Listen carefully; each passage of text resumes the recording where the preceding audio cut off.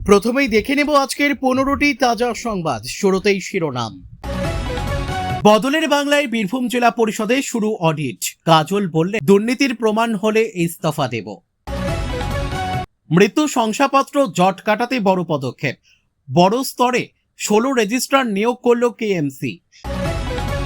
রয়েছে অনুব্রত ঘনিষ্ঠের যোগ। বীরভূমের সরকারি বাস চালকের বাড়িতে টাকার পাহাড় উদ্ধার। এরা যুবদের কথা শোনে না, বিজেপিকে অসংসদীয় ভাষায় আক্রমণ রাহুলের। হট্টগোল লোকসভায়। উপরে টমেটো, ভেতরে কয়লার চাই। আউশ গ্রামে ম্যাটাডোর উল্টে যেতেই পাচার চক্রের পর্দাফাশ। বড় কিছু হতে চলেছে। এনসিপিআইকে সুপ্রিম কোর্টে টেনে নিয়ে যাবেন মমতা। 32,000 কোটি টাকার দুর্নীতি। আমফানে ক্যাগ রিপোর্ট সামনে আসতেই শোরগোল। চিকিৎসায় গাফিলতির অভিযোগ। নবদ্বীপে রোগী মৃত্যুতে তুলকালাম পরিস্থিতি। আরও বিপাকে অভিষেক, এবার মহেশতলায় নতুন অভিযোগ। খুনে অভিযুক্ত, জামিন পেতেই তৃণমূল নেতাকে মালা পরিয়ে মিছিল। সাংবাদিক নিগ্রহ মামলায় সুপ্রিম নির্দেশে মুক্তি মিললেও ফাইল বন্ধ করছে না লালবাজার। কেন জানেন? আমি কিন্তু বলবো আপনাদের জন্যই। ইডি দপ্তরে ঢোকার আগে চটে গেলেন মদন। নামের পাশে তৃণমূল কেন? বিজেপির বি টিম লিখুন। শর্মিলাকে কটাক্ষ মহুয়ার। নিয়োগ করেছিলেন মমতা, এবার বড় সিদ্ধান্ত রাজীব কুমারের স্ত্রীর। প্রাণের কোনো গ্যারান্টি নেই। কৃষ্ণ সাগরে বিরাট বিপদে 13 ভারতীয় নাবিক। কাতর আর্জি উদ্ধারের। প্রিয় দর্শক, এবার আসছি বিস্তারিত খবরে। বীরভূমে জেলা পরিষদে চলমান অডিটকে ঘিরে বিস্ফোরক মন্তব্য করলেন জেলা পরিষদের সভাধিপতি তথা হাসন বিধানসভার বিধায়ক কাজল শেখ। তিনি বলেন, জেলা পরিষদের অডিটে যদি তার বিরুদ্ধে কোনো ধরনের দুর্নীতির প্রমাণ মেলে তবে তিনি সঙ্গে সঙ্গে জেলা পরিষদের সভাধিপতি ও বিধায়ক 2 পদ থেকেই ইস্তফা দেবেন। বিধায়কের কথায়, অডিট চলছে। আমি চাই আমার অবর্তমানেই জেলা পরিষদের পূর্ণাঙ্গ অডিট হোক। আমি কোনো অন্যায়ের সঙ্গে আপোষ করিনি। যদি আমার বিরুদ্ধে কোনো দুর্নীতির প্রমাণ পাওয়া যায় তাহলে সভাধিপতি ও বিধায়ক 2 পদ থেকেই ইস্তফা দেব। প্রসঙ্গত, সাম্প্রতিক রাজনৈতিক পালাবদলের পর বীরভূম জেলার 11টি বিধানসভার মধ্যে 6টিতে জয় পায় বিজেপি এবং 5টিতে জয়ী হয়েছে তৃণমূল কংগ্রেস। হাসন বিধানসভা থেকে জয়ী হয়েছেন ফয়জুল হক ওরফে কাজল শেখ। পাশাপাশি নানুর বিধানসভায় দলের প্রার্থী বিধানচন্দ্র মাঝির জয়ের ক্ষেত্রেও তিনি গুরুত্বপূর্ণ ভূমিকা পালন করেছেন। বর্তমানে তিনি বীরভূম জেলা পরিষদের সভাধিপতির দায়িত্বেও রয়েছেন। নিজের রাজনৈতিক জীবনের প্রসঙ্গ টেনে কাজল শেখ বলেন, 1993 সাল থেকে রাজনীতি করছি। বাম আমলে নানুর, লাভপুর, আউশগ্রাম ও কেতুগ্রাম থানায় আমার বিরুদ্ধে একাধিক মিথ্যে মামলা হয়েছিল। তখন থেকে বামফ্রন্টের বিরুদ্ধে সক্রিয় রাজনীতি করে আসছি। দল আমাকে যে দায়িত্ব দিয়েছে তা নিষ্ঠার সঙ্গে পালন করছি। তবে মানুষ পরিবর্তন চেয়েছেন। কেন সেই সিদ্ধান্ত নিয়েছেন তা তারাই ভালো বলতে পারবেন। সেই রায়কে আমি সম্মান জানাই। জেলা পরিষদে কেন্দ্রীয় প্রতিনিধি দলের অডিট প্রসঙ্গে তিনি বলেন, অডিটে প্রকৃত সত্য সামনে আসুক, তারপরই আমি জেলা পরিষদে যাব, তার আগে নয়। যদি আমার নামে কোনো দুর্নীতি বা অনিয়মের অভিযোগ প্রমাণিত হয় তাহলে এক মুহূর্তও পদে থাকব না। একই সঙ্গে বালি, পাথর, কয়লা বা গরু পাচারের সঙ্গে তার কোনো যোগ নেই বলেও দাবি করেন কাজল শেখ। তিনি বলেন, জেলার কোনো বালি মাফিয়ার সঙ্গে আমার যোগাযোগ নেই। দেউচা পাচামের পাথর খাদানেও আমি কোনো দিন পা দেইনি।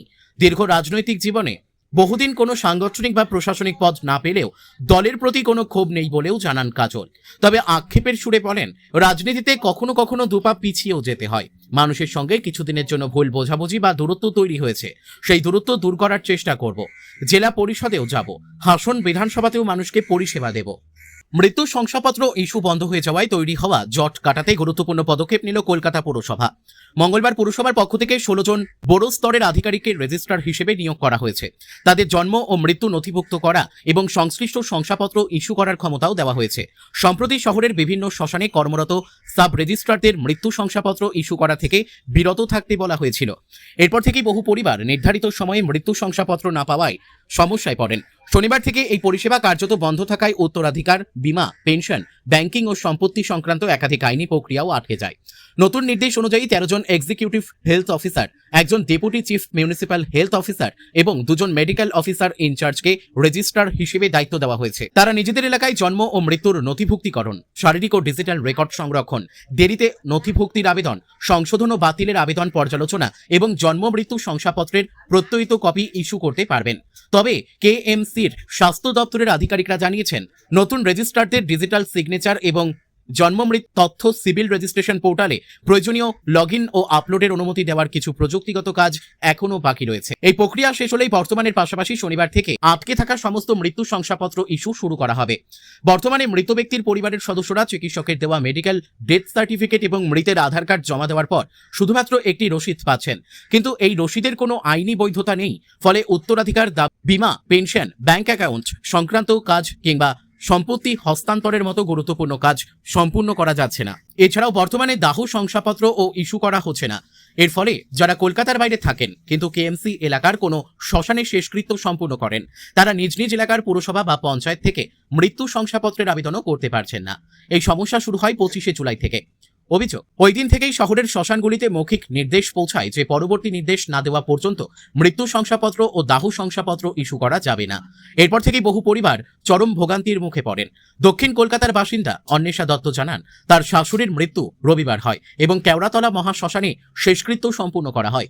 তাদের জানানো হয়েছিল 7 দিনের মধ্যে SMS এর মাধ্যমে মৃত্যু শংসাপত্রের লিঙ্ক পাঠানো হবে, কিন্তু এখনো পর্যন্ত তা পাননি। তার দাবি, এর আগে পরিবারের অন্য এক সদস্যের মৃত্যুর ক্ষেত্রে একই দিনেই শংসাপত্র হাতে পাওয়া গিয়েছিল। এবার কবে তাল মিলবে তা নিয়ে অনিশ্চয়তায় রয়েছেন তারা। বীরভূমে গভীর রাতের এক পুলিশি অভিযানে উদ্ধার হওয়া বিপুল পরিমাণ নগদ অর্থ ও সোনা ঘিরে শুরু হয়েছে তীব্র চাঞ্চল্য। এখনো পর্যন্ত সরকারিভাবে উদ্ধার হওয়া সম্পদের পরিমাণ জানানো না হলেও তদন্ত সংশ্লিষ্ট সূত্রের দাবি, এই অভিযানে যে বিপুল সম্পদের খোঁজ মিলেছে তা সাম্প্রতিক সময়ে জেলার অন্যতম বড় উদ্ধারকাণ্ড হতে পারে। ঘটনার পর থেকেই রাজনৈতিক চাপানোতর তুঙ্গে। বীরভূম থেকে উদ্ধার কোটি কোটি টাকা। মিনার মণ্ডল পেশা সরকারি বাসের চালক হলেও দীর্ঘদিন ধরে পাথর ব্যবসার সঙ্গেও যুক্ত। বীরভূমের পরিচিত পাথর ব্যবসায়ী টুলু মণ্ডলের একাধিক খাদানের কাজেও তার ঘনিষ্ঠ যোগাযোগ রয়েছে বলে জানা গেছে। সেই কারণেই তার বাড়িতে পুলিশি অভিযানের খবর ছড়াতেই এলাকায় ব্যাপক আলোড়ন তৈরি হয়। মঙ্গলবার গভীর রাতে বিশাল পুলিশ বাহিনী হঠাৎই মিনার মণ্ডলের বাড়িতেই পৌঁছে শুরু করে তল্লাশি। রাতভর অভিযান চলার পরও বুধবার সকাল পর্যন্ত পুলিশকে সেখানেই দেখা যায়। বাড়ির ভেতরে বিপুল পরিমাণ নগদ অর্থ মজুদ ছিল বলে জানা গেছে। নোট গণার জন্য 5টি নোট গণনার মেশিন ব্যবহার করতে হয়েছে। প্রাথমিক হিসেবে প্রায় 8 থেকে 10 কেজি সোনা এবং আনুমানিক 30 থেকে 32 কোটি টাকা উদ্ধার হয়েছে। তদন্ত শেষ না হওয়া পর্যন্ত সরকারিভাবে কোনো তথ্য প্রকাশ করা হয়নি। উদ্ধার হওয়া টাকা নিয়ে যাওয়ার জন্য ঘটনাস্থলে 2টি বড় ট্রাঙ্কও নিয়ে আসা হয় বলে জানা গিয়েছে। এত নগদ অর্থ ও সোনা কিভাবে এই বাড়িতে এলো, তার সঙ্গে কোনো বেআইনি আর্থিক লেনদেন, পাথর ব্যবসা বা অন্য কোনো অপরাধ চক্রের যোগ রয়েছে কিনা তা খতিয়ে দেখা হচ্ছে। প্রসঙ্গত, টুলু মণ্ডল অনুব্রত মণ্ডলের ঘনিষ্ঠ বলেই পরিচিত। বেআইনি পাথর খাদান পরিচালনার অভিযোগের পাশাপাশি গরু পাচার মামলাতেও তার নাম উঠে এসেছিল। 2022 সালে তার বাড়ি ও ব্যবসায়িক প্রতিষ্ঠানে ইডি অভিযান চালিয়েছিল। এবার তার আত্মীয়ের বাড়িতে এই তল্লাশি নতুন করে সেই পুরনো বিতর্ককেই সামনে এনে দিয়েছে। এই পুলিশি অভিযান বীরভূমের পাথর ব্যবসাকে ঘিরে নতুন করে একাধিক প্রশ্ন তুলে দিল, তা নিয়ে কোনো সংশয় নেই। নিট প্রশ্ন ফাঁস ইস্যুতে হট্টগোল লোকসভায়। বিজেপি সাংসদ কিরেন রিজিজুর অভিযোগ, অসংসদীয় ভাষায় বিজেপি তথা কেন্দ্রকে আক্রমণ করেছেন লোকসভার বিরোধী দলনেতা রাহুল গান্ধী। হাউসের রেকর্ড থেকে শব্দটি বাদ দেওয়ার আর্জি জানিয়েছেন প্রতিরক্ষা মন্ত্রী রাজনাথ সিং। একই আর্জি জানিয়েছেন রাহুলও। অধিবেশন 2:30 পর্যন্ত মুলতবি রাখা হয়েছে। ঠিক কি বলেছেন রাহুল? এদিন লোকসভায় বক্তব্য রাখার সময় রাহুলকে বলতে শোনা যায়, নিট প্রশ্ন ফাঁস ইস্যুতে আন্দোলনকারীরা দেশের গর্ব, তারা কোনো ঘৃণা ভাষণ দেয়নি। এরপরই এক তরুণীর বক্তব্য তুলে ধরে তাকে বলতে শোনা যায়, অসংসদীয় ভাষারা যুবদের কথা শোনে না। পরে তিনি বিজেপি সমর্থকদের অন্ধভক্ত বলেও তোপ দাগতে দেখা যায় তাকে। রাহুলের এহেন মন্তব্যের তীব্র প্রতিবাদ করেছেন কেন্দ্রীয় মন্ত্রী কিরেন রিজিজু। পরে রাহুল বলেন, ওই শব্দ সরকারের উদ্দেশ্যে তিনি ব্যবহার করেননি এবং এই শব্দগুলির রেকর্ড থেকে বাদ দিয়ে দেওয়া হোক। এদিন রাহুলের খোঁচা, আন্দোলনকারীরা অন্ধভক্ত হতে চায় না বলেই তারা সরকারের রোষে পড়েছে। পাশাপাশি অভিভাবকদের ভয় সত্ত্বেও বিজেপি RSS এর বিরুদ্ধে আন্দোলনকারীরা দাঁড়িয়েছে বলেও দাবি করেন তিনি। স্বরাষ্ট্রমন্ত্রী অমিত শাহকেও খোঁচা দিয়েছেন রাহুল। তিনি বলেন, তথাকথিত স্বরাষ্ট্রমন্ত্রীর সাহস হল না লোকসভায় এসে বসার। এদিন রাহুলের মন্তব্যের বিরোধিতা করেন স্পিকার ওম বিড়লা। তিনি বলেন, যতক্ষণ না কংগ্রেস সাংসদ কোনো তথ্য তুলে ধরছেন তার কোনো মন্তব্যই রেকর্ডে রাখা হবে না। এমনকি তিনি তার কথা না শুনলে পরবর্তী বক্তাকে এখনই ডেকে নেওয়া হবে হুঁশিয়ারিও দেন তিনি। সেই সময় নেপথ্যে কংগ্রেস সাংসদদের চেঁচিয়ে বলতে শোনা যায়, রাহুলজিকে বলতে দেওয়া হোক। কিন্তু এনডিএ সাংসদরা প্রতিবাদ করতেই থাকেন। পরে স্পিকার 2:30 পর্যন্ত অধিবেশন মুলতবি করে দেন। টমেটোর আড়ালে কয়লা পাচার, ম্যাটাডোর উল্টে যেতেই পর্দাফাঁস। জানা গিয়েছে, একটি ম্যাটাডোরে কয়লা বোঝাই করে বেআইনিভাবে পাচার করা হচ্ছিল। পুলিশের চোখে ধুলো দিতে ওই কয়লার ওপর সাজানো ছিল থরে থরে সবজির ক্যারেট, তাতে বোঝাই করা ছিল টমেটো। দেখলে যে কেউ ভাববেন সাত সকালে সবজি নিয়ে যাওয়া হচ্ছে বাজারে। অভিনব কায়দায় কয়লা পাচার করতে গিয়ে বর্ধমান বোলপুর 114 নম্বর জাতীয় সড়কে উল্টে যায় ম্যাটাডোরটি। বুধবার ভোরের দিকে দুর্ঘটনাটি ঘটেছে আউশ গ্রামের গোবিন্দপুরে। খবর পেয়ে ঘটনাস্থলে চলে আসে ঘুষকরা ফাঁড়ির পুলিশ। তবে ততক্ষণে গাড়ি ফেলে চম্পট দিয়েছে চালক ও খালাসি। পুলিশ ওই গাড়ি সহ কয়লা আটক করেছে। ঘটনা তদন্ত শুরু করেছে পুলিশ।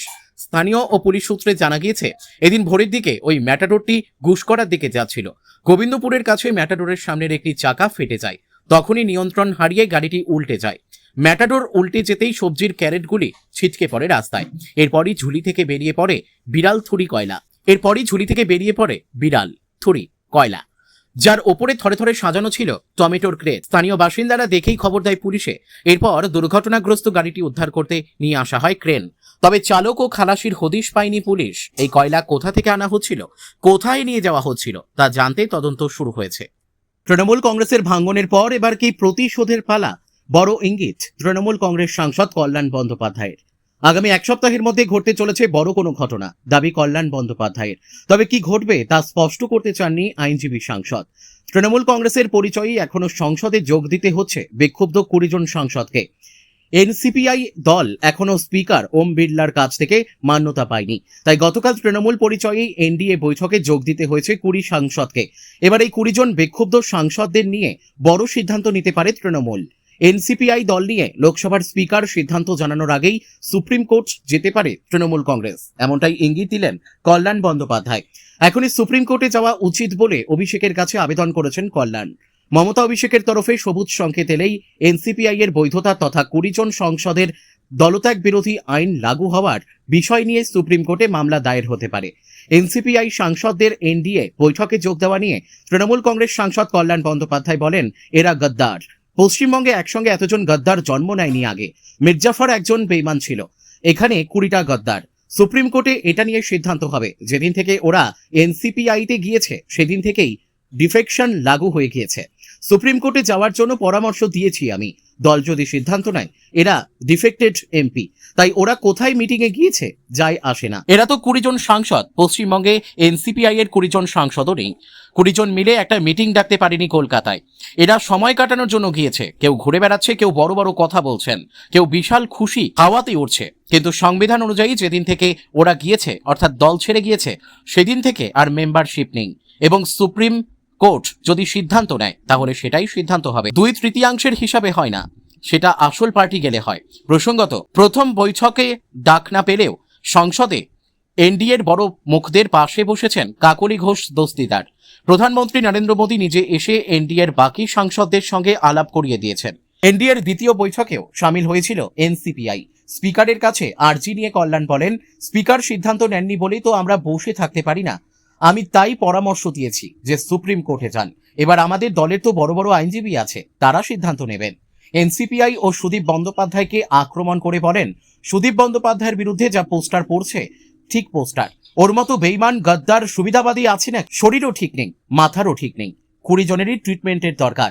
20 জন বাড়ি থেকে বেরোতে পারে না।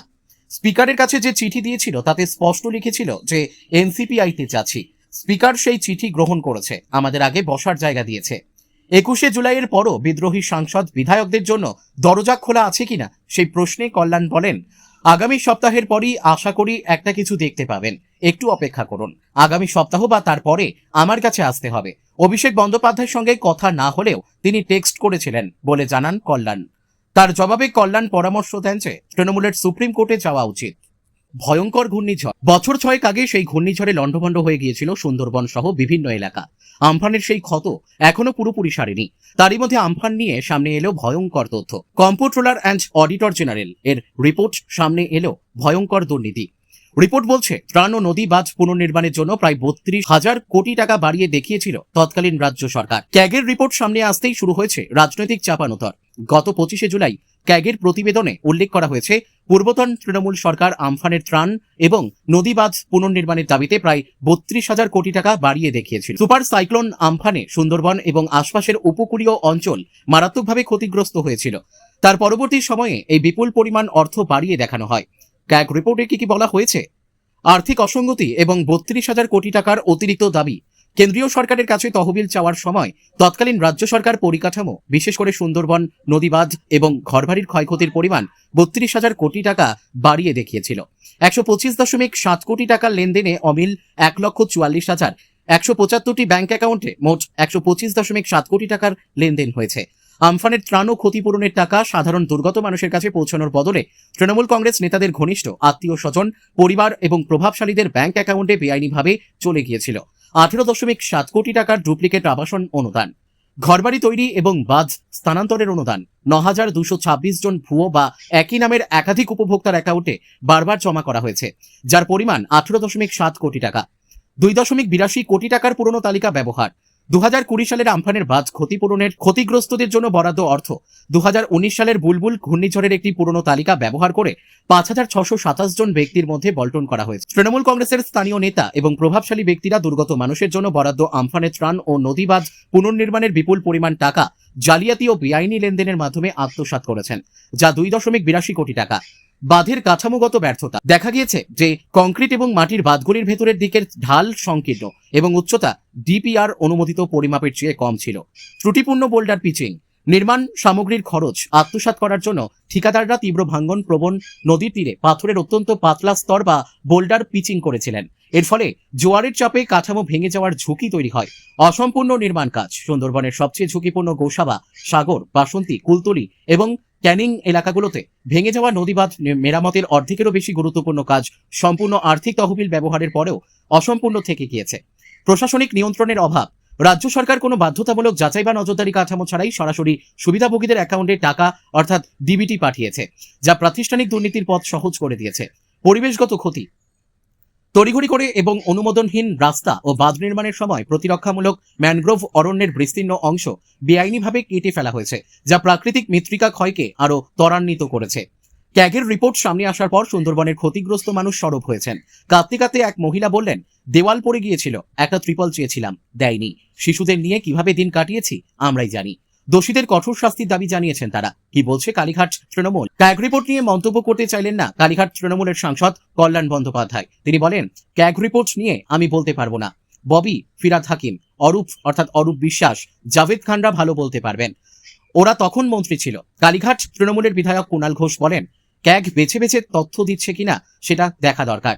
যারা ভালো তৃণমূল হয়ে গেল তারা যে দপ্তরের মন্ত্রী ছিল সেই দপ্তরের হিসাব রিপোর্ট থেকে বাদ দেওয়া হয়েছে কিনা সেটা দেখা দরকার। কি বলছে বিজেপি?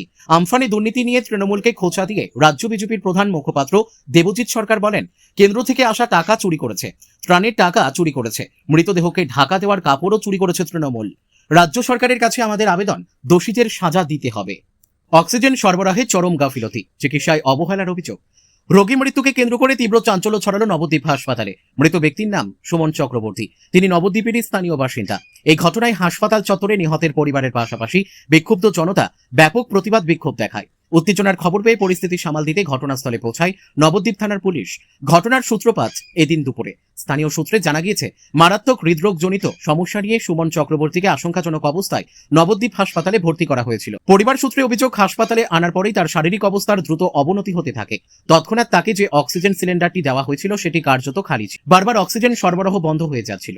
পরিস্থিতি বেগতিক দেখে সুমনবাবুর পরিবার কর্তব্যরত নার্স ও স্বাস্থ্যকর্মীদের কাছে দ্রুত অক্সিজেন সিলিন্ডারটি বদলে দেওয়ার অনুরোধ জানান। অভিযোগ, বারবার বিনতি করা সত্ত্বেও নার্সরা সেই আবেদনে কান তোলেননি। এমনকি নার্সদের পা ধরে আকুতি জানানো হলেও বদলানো হয়নি অক্সিজেন সিলিন্ডারটি।